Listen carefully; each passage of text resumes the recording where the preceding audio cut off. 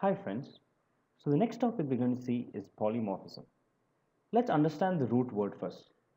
Poly means many and morphism means change. So an example for polymorphism in real time is in mobile phones there is a red button and a green button for call and cut. In the same way, when sending messages, that button is there for send and delete. So the button is the same. But the context in which it is, the functionality keeps changing. So that is an example of polymorphism. So behind the scenes, this is how, in a polymorphic way, it has been implemented. The parameters within would change. Now, what does that mean? In call log, it is parameter 1. So messaging is parameter 2. For identification, so when that comes, it will print accordingly. So in polymorphism, there are two types. One is compile time polymorphism and runtime polymorphism. So first let's see compile time polymorphism. For example, when we compile, it will change. Void shoot int a.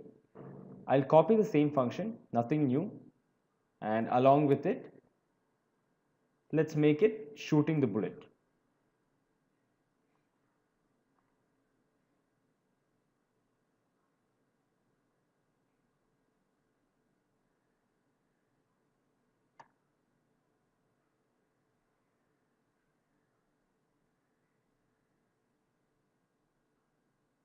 Shooting the bullet. Right. Now, for identification and differentiating the two, and we'll print A as well. And also endl, and here also we'll keep an endl. So we've kept two endls. So here both are shoot and extra one parameter is there. So compile time polymorphism is there. When if nothing is there and if we only keep shoot and the parameter is shoot underscore a, it's called name mangling.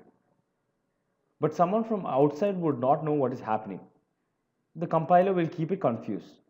So let's for to main and comment what is not needed. So let's go to weapon and write w dot shoot a function.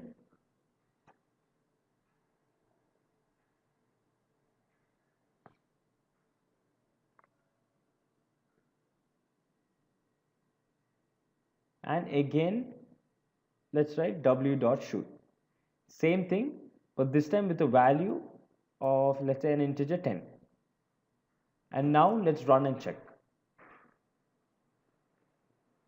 Rebuild, and when you run it, you can see the result as shooting. And shooting the bullet 10.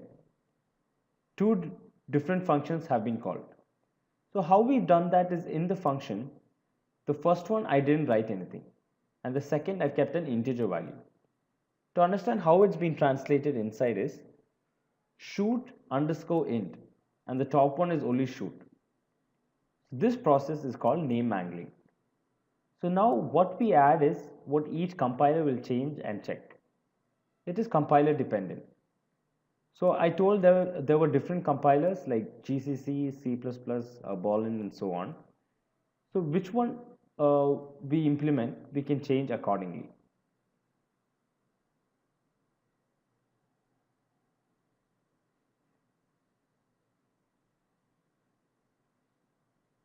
So this is basically one type of compile time polymorphism.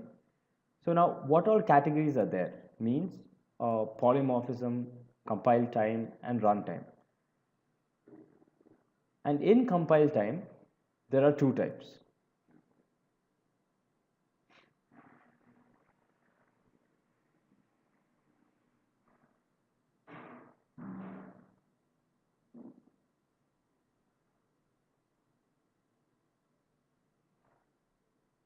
The two types are, one is operator overloading and another one is function overloading.